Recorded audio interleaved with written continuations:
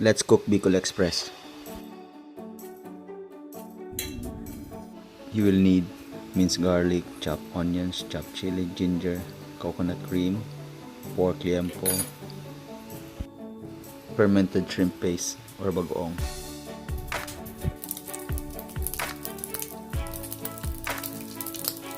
Saute aromatics in oil.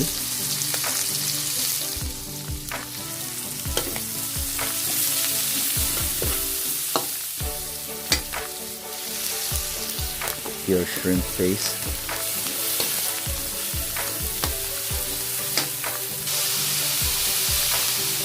Saute your pork.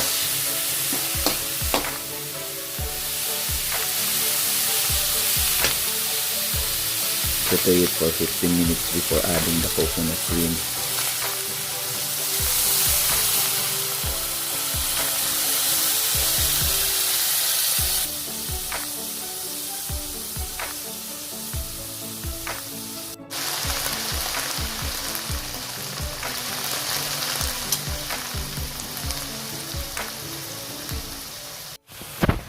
Add more coconut cream and chili as desired.